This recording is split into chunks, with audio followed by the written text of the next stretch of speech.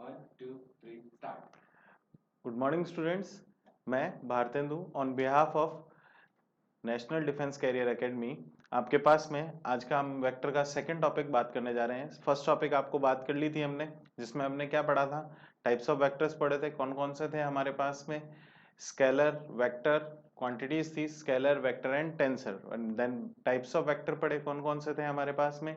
Linear और polar vector and second Cartesian vector. और third हमने जो हमारे पास में इंपॉर्टेंट बात थी जिसकी हमने की, वो कौन सा था हमारे पास में? Unit vector. यूनिट वेक्टर पे हमने दो क्वेश्चन भी सॉल्व किए थे, दो क्वेश्चन आपको होमवर्क के दिए दिए थे, तो मुझे लगता है आप लोगों ने सॉल्व कर लिए होंगे उन्हें।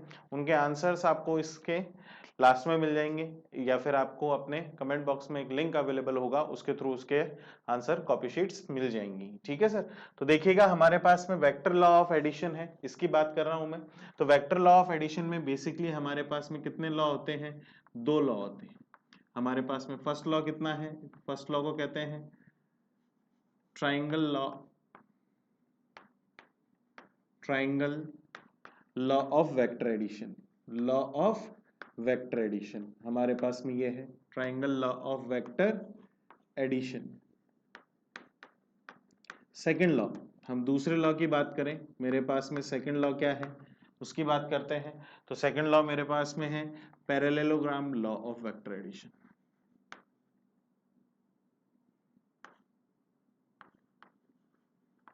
Law of vector addition, similar case. चलो सर, अब हम बात करते हैं, तो फर्स्ट लॉ हम लेके चलते हैं। तो उसकी फर्स्ट लॉ की बात करिएगा, हमारे सामने क्या है? Triangle law of vector addition की। किसकी? मैं कौन सा लॉ लेके चल रहा हूं? ट्राइंगल लॉ पहले की बात कर रहा हूं। तो इसमें सबसे पहली चीज देखिएगा, हमारे पास में इसमें जो बात कर रहे हैं हम लोग, उसमें सबसे पहली चीज हमारे पास में क्या है उसका डिस्कशन करेंगे। देखिएगा, तो ये triangle law of vector addition है। Triangle law of vector addition में हमारे पास में क्या होनी चाहिए? Two coplanar vectors, two coplanar vectors, ये सबसे पहली चीज। ठीक है सर। सेकंड चीज क्या होनी चाहिए हमारे पास में? First head, first head should coincide with, should coincide with second tail, ऐसा होना चाहिए। तो अब ये इस स्टेटमेंट को देखना सर, मैं कैसे बात करता हूं।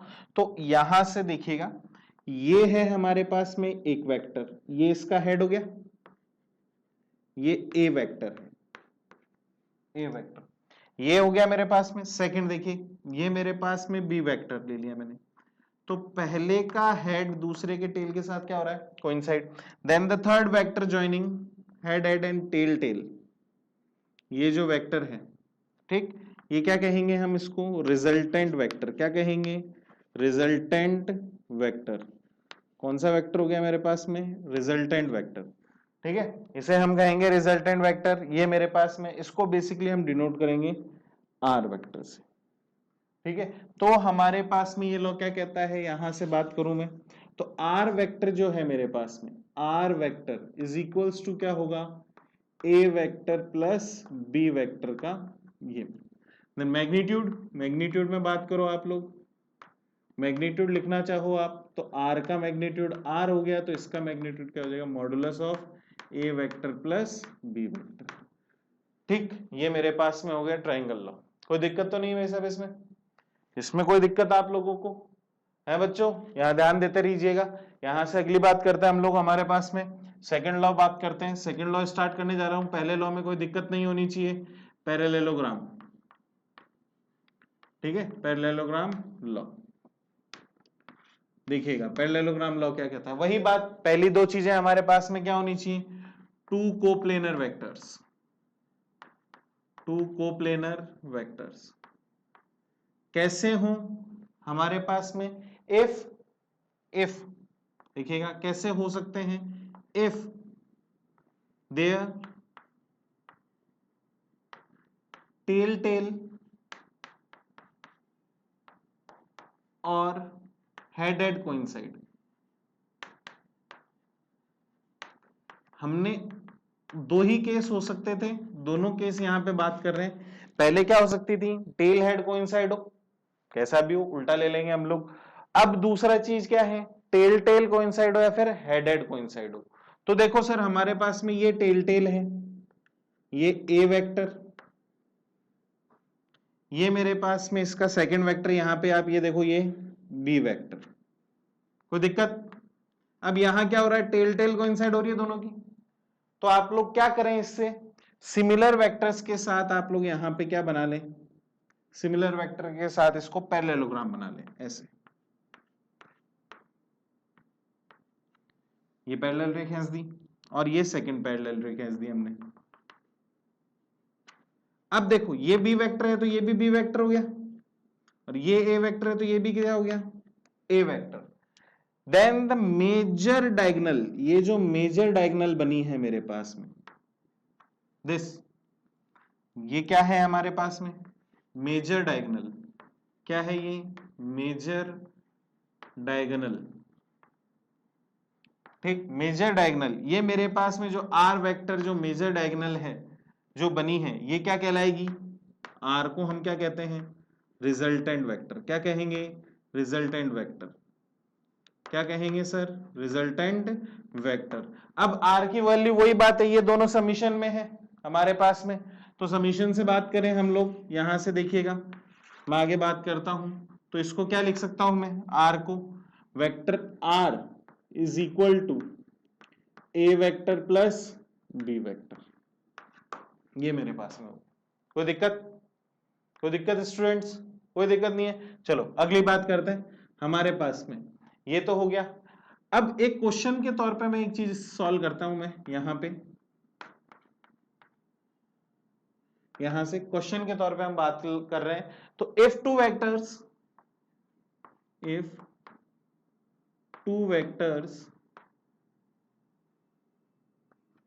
A vector and B vector are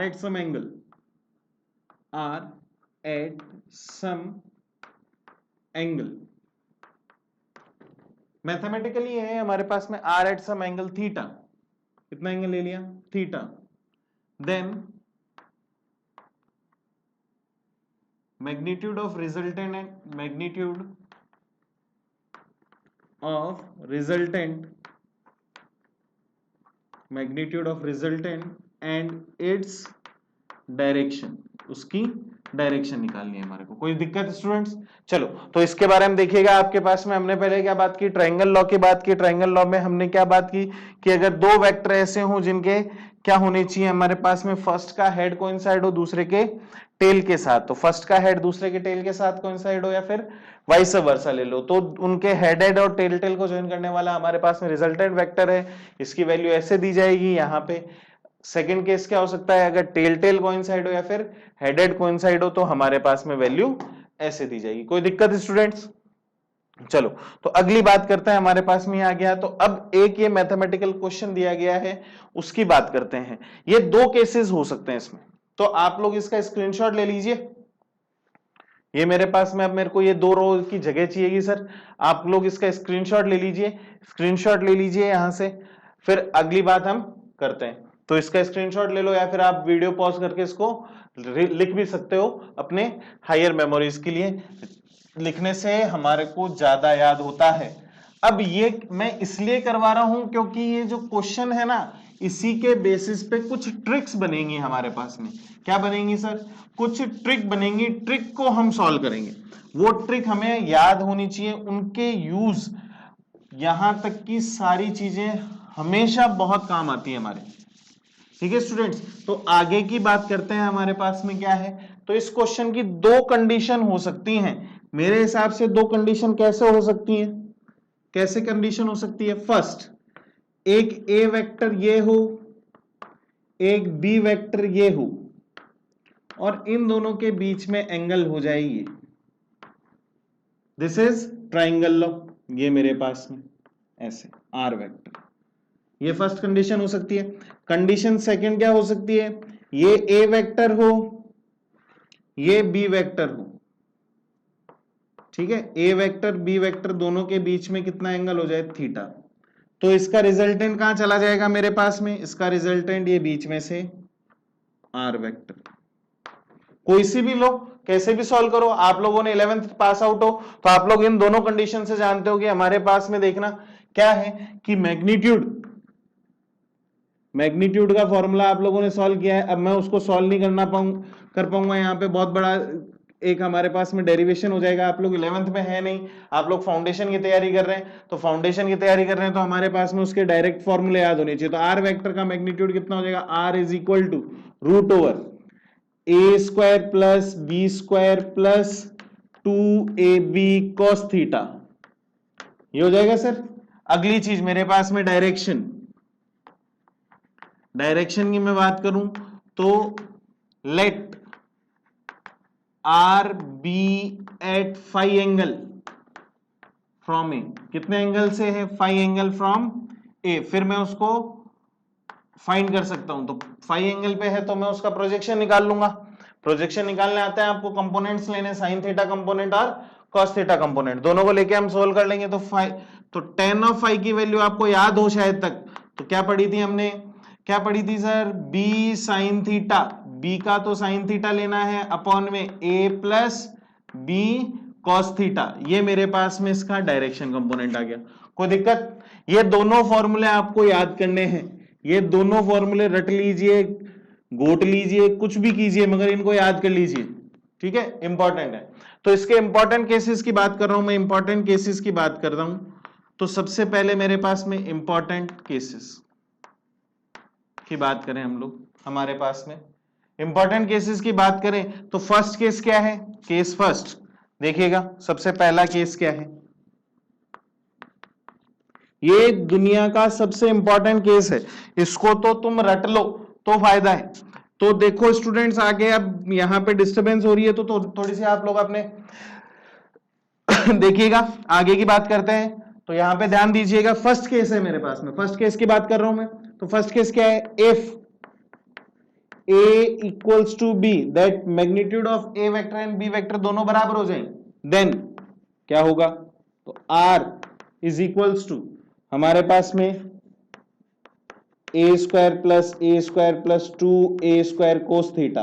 तो फटाक से लिखना चाहूं तो मैं a root 2 plus 2 cos theta cos square theta लिख सकता हूं क्या, कॉस थीटा लिख सकता हूं क्या, कोई दिक्कत तो नहीं है, अरे भाई कोई दिक्कत, चलो। तो ये मेरे पास में r की वैल्यू आ जाएगी। इसका एक सिंपलर फॉर्म भी होता है, वो साइन थीटा बाई 2 में होता है, वो हमें याद करने की जरूरत नहीं है। देखो बहुत टिपिकल क्वेश्चन है, वो टिपिकल हो जाएगा यहाँ पे, इससे फायदा है कि हम इसको यहीं पे ही छोड़ दें, ठीक। अब आगे की बात करता हूं, तो देखो आगे की चीज क्या होगी मेरे पास में, अगर कोई याद करना चाहे तो r का फॉर्मूला होता है मेरे पास में 2a साइन थीटा बाई 2, ठीक है। कैसे आया, 2 कॉमन ले लो, 1 प्लस कॉस थीटा हो जाएगा। कॉस थीटा को क्या लिख सकते हैं हम, 2 sine square theta by 2 minus 1, 1 से 1 कैंसिल, 2 से 2 मल्टीप्लाई, बाहर आ जाएगा 2 साइन थीटा बाई 2 आ जाएगा। कोई दिक्कत तो नहीं है, ये दोनों चीजें आप लोग याद कर लीजिए। अगली चीज, अब इसमें केस फर्स्ट के फर्स्ट पॉइंट में देखो, फर्स्ट पॉइंट में if theta equals to 30, second point क्या होगा मेरे पास में, if theta equals to 45, third point कितना हो जाएगा मेरे पास में, if theta equals to 60 degree, fourth if theta equals to 90 degree.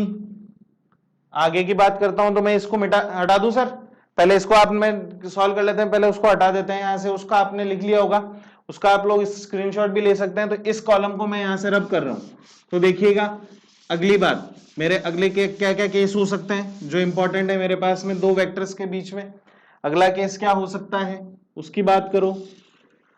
तो अगला फोर्थ फिफ्थ केस क्या हो सकता है, if theta equals to 120 degree, and last case sixth one हो सकता है if theta equals to 180 degree. तो ये कैसे कैसे हो सकते हैं उसकी बात करते हैं। तो देखो फर्स्ट पे बात करते हैं, इसका डायरेक्शन कंपोनेंट नहीं निकाला भाई साहब आप लोगों ने, तो डायरेक्शन के लिए मैं यहां लिख रहा हूं, देखना डायरेक्शन क्या हो सकती है हमारे पास में, tan ऑफ फाई की बात कर रहे थे, tan ऑफ फाई के लिए हमारे पास में देखो क्या हो जाएगा, tan ऑफ फाई यहां से a से a कैंसिल हो जाएगा, तो क्या बच जाएगा, केवल साइन थीटा अपॉन में 1 प्लस कॉस थीटा। ये मेरे पास में डायरेक्शन आ गई, कोई दिक्कत तो नहीं, आप लोग लिख लीजिएगा इसको। चलो अगली बात करते हैं हम, थीटा इक्वल्स टू 30 डिग्री पे। 30 डिग्री पे बात करूं मैं, तो 30 डिग्री पे मेरे पास में कितना आ जाएगा, सॉल्व करते हैं इसको। cos 30 की वैल्यू कितनी होती है, 1/2। कितनी होती है हमारे पास में 1/2। cos 30 की वैल्यू कितनी है, 1/2। कंफर्म, अरे कंफर्म है क्या, सही तो बताओ, लॉक कर दे, राजी हो एकदम, बिल्कुल। भाई साहब ध्यान नहीं है तुम्हारा, तुम यहां पे ध्यान तो दो यार। आप लोग यहाँ पे cos 30 की वैल्यू √3/2 होती है। कितनी होती है हमारे पास में, √3/2। तो देखिएगा सॉल्व करते हैं, तो r का मैग्नीट्यूड कितना हो जाएगा मेरे पास में, a √2 + 2 cos 30 डिग्री। 30 डिग्री की वैल्यू क्या होती है, √3/2। ठीक है सर, √3/2 से 2 से 2 कैंसिल हो जाएगा, तो r की वैल्यू कितनी आ जाएगी, a मल्टीप्लाई बाय हमारे पास में 2 + √3। कितनी हो जाएगी, 2 + √3। कितनी हो जाएगी, 2 + √3। ये मेरे पास में r की वैल्यू आ गई। ठीक, अगली चीज मेरे पास में देखो, अगली चीज क्या हो जाएगी मेरे पास में, अगली चीज हमारे पास में क्या आ जाएगी, उसकी बात करते हैं। तो अगली चीज आ जाएगी हमारे पास में tan of phi। tan of phi की वैल्यू कितनी हो जाएगी, sin 30। sin 30 कितना होता है मेरे पास में, 1/2। कितना होता है, 1/2। फिर हमारे पास में 1 + cos 30 कितना बताया आपको, √3/2। तो ये 2 से 2 कैंसिल हो गया, तो tan of phi कितना आ गया मेरे पास में, 1/1 + √3, जिसकी अप्रोक्सीमेट वैल्यू, इसकी अप्रोक्सीमेट वैल्यू आप लोग सॉल्व करेंगे तो 15 डिग्री की अप्रोक्सीमेट आएगी। तुक्का नहीं मार रहा, सही बता रहा हूं। ठीक है, आप लोग एक और ट्रिक है इसका, आप लोग इसे याद रख लीजिएगा। देखो सर, हमेशा क्या लिखना है हमारे को, if a = b then resultant दोनों के बीच में होगा। क्या होगा, दोनों के बीच में होगा। ठीक है सर, दोनों के बीच में होगा। अगर ए बी बराबर है उन दोनों के, क्या होगा, बीच में। क्या होगा सर, बीच में। अब आगे की बात करते हैं 45 की। किसकी बात करते हैं, 45 डिग्री की। ठीक है, 45 डिग्री की बात करते हैं, तो देखो r की वैल्यू कितनी हो गई मेरे पास में, a √2 + 2 मल्टीप्लाई बाय 1/√2। तो r की वैल्यू कितनी हो जाएगी, a 2 + √2। 2 + √2। तो tan of phi की वैल्यू आप लोग निकाल सकते हैं, मैं नहीं निकाल रहा हूं, ये आप लोग सॉल्व करेंगे। ठीक है, ये चीजें 60 डिग्री पे बात करो। 60 डिग्री पे हमारे पास में, अगर 60 डिग्री पे हो तो हमारे पास में थीटा = 60 डिग्री है, तो r = कितना हो जाएगा हमारे पास में, a √2 + 2 मल्टीप्लाई बाय 1/2। तो 2 से 2 कैंसिल, तो कितना बच गया हमारे पास में, r = √3a। कितना बच गया, √3a। अगला 90 डिग्री पे बात करो, cos की वैल्यू कितनी हो गई, 0। cos की वैल्यू 0 हो गई, तो r की वैल्यू कितनी हो गई, √2a। कितनी हो गई, √2a। यहाँ पे फाई के लिखना चाहूं मैं, फाई का 45 का हाफ कितना होता है हमारे पास में, 45 का हाफ बोलो भाई सब फटाफट। अरे यार इतनी टाइम थोड़ी लगाते हैं हम लोग, कितना टाइम लगाओगे क्या, 45 का हाफ कितना होता है अपने पास में, चलो तो कितना हो जाएगा, बोलो भाई 22.5। यहाँ पे 60 का हाफ 30 डिग्री, 90 का हाफ 45 डिग्री। चलो अगली बात करो, हमारे पास में थीटा = 120 है, 120 है। तो ये चीजें आपको याद रखनी है, ये पॉइंट्स आपको याद रखने हैं, जिनको मैंने गोला किया है, स्क्वायर बनाया है ना, वो चीजें आपको याद रहनी चाहिए। अब आप सोच रहे हो सर ऐसा क्यों, दिमाग में क्वेश्चन आ रहा होगा ना, ऐसा क्यों। तो इसका एग्जांपल मैं इसको केस को कंप्लीट, इस ट्रिक को कंप्लीट होने के बाद में बताऊंगा आपको। ठीक है, ऐसा क्यों, तो उसकी बात करेंगे हम। थीटा = 120 पे बात करें तो r = कितना हो जाएगा हमारे पास में, 120 पे थीटा की वैल्यू कितनी हो जाएगी हमारे पास में, -1/2। ठीक है सर, -1/2 हो जाएगी। ठीक, तो कितना बच गया हमारे पास में, r = a। कितना बच गया, r = a। ये मेरे पास में फाई की वैल्यू कितनी हो जाएगी मेरे पास में, 60 डिग्री। अगली चीज हमारे पास में थीटा 180 पे हो तो 0, ये 180 पे 0। एक 7th केस और ले लो जिसको हम बोलते हैं थीटा इक्वल टू 0 डिग्री और 360 पे, तो r इक्वल टू कितना हो जाएगा 2a, ठीक है 2a। अब यहां पे देखो, ये सोच रहे होगे सर आपने ये इतनी चीजें हमें लिखवा दी, ये हमारे काम का आएंगी, ठीक है। तो एक बार तो आप इसको नोट डाउन कर लो सर, इसको आप नोट डाउन कर लेंगे तो इसके लिए आपका इसका इंपॉर्टेंस भी पता चल जाएगा सर हमारे को कहां काम में आ रही है, कहां हम यूज करेंगे, कहां इसका यूजमेंट होगा।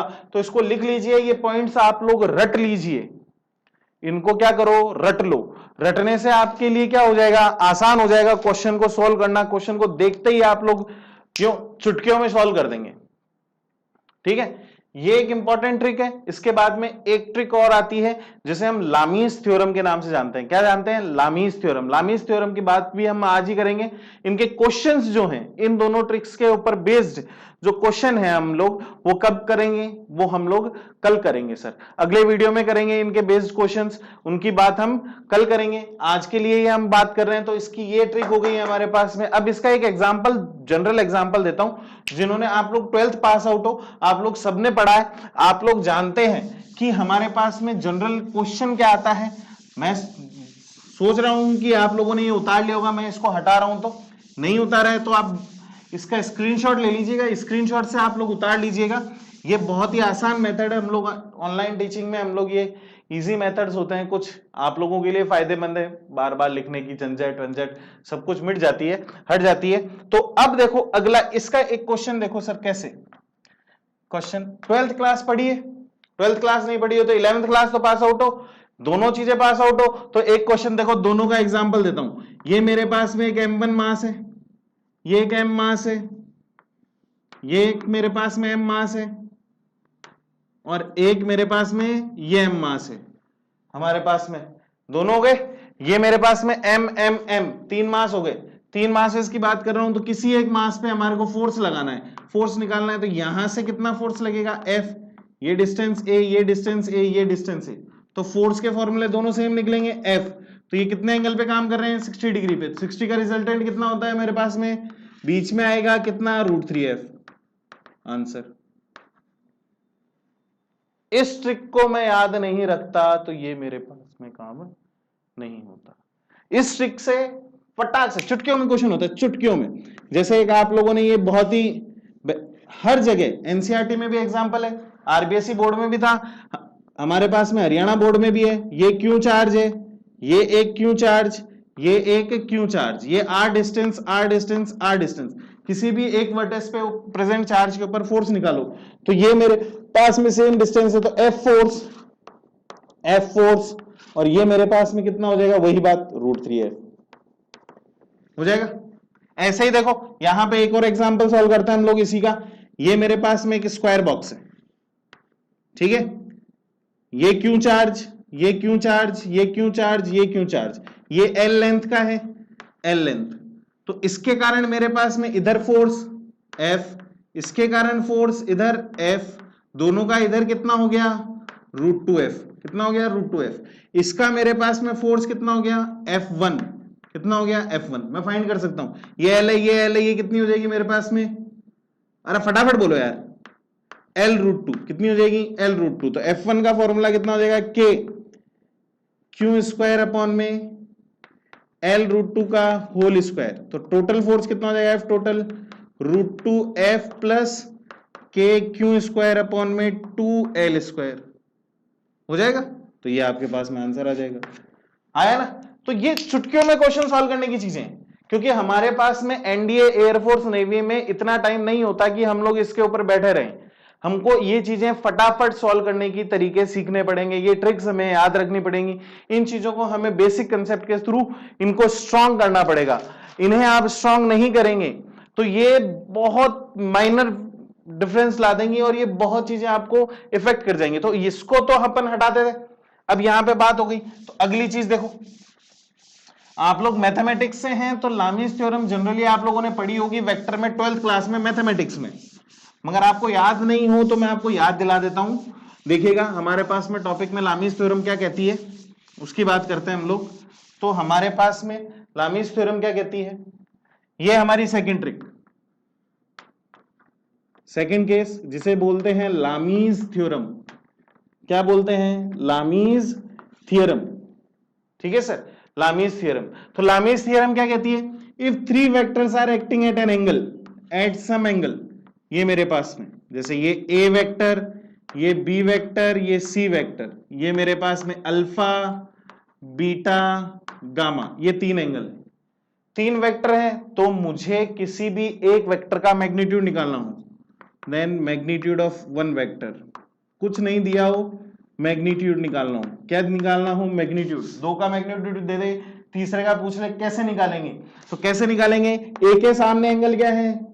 Gamma, then A upon sine gamma is equal to क्या होगा? B upon sine alpha is equal to क्या हो जाएगा मेरे पास में? C upon sine beta. तो कोई भी दो वैल्यूज दे दे, तीसरी वैल्यू फाइंड करने के लिए कहे, तो यहां से हमारे पास में तीसरी वैल्यू फाइंड की जा सकती है। ये इजी है, इसके यूजमेंट भी आप लोगों ने पढ़े होंगे।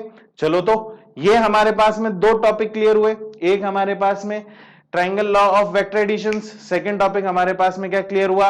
लामीज थ्योरम का। ये दोनों ट्रिक्स हैं, आप लोगों को याद रखनी है। इसके लिए till then goodbye, take care, शबा खैर। अगले टॉपिक के साथ मिलते हैं जिसे हम कहेंगे क्या है हमारे पास में? Subtraction of two vectors. चलो, तो कल मिलते हैं। टाटा, सायोनारा।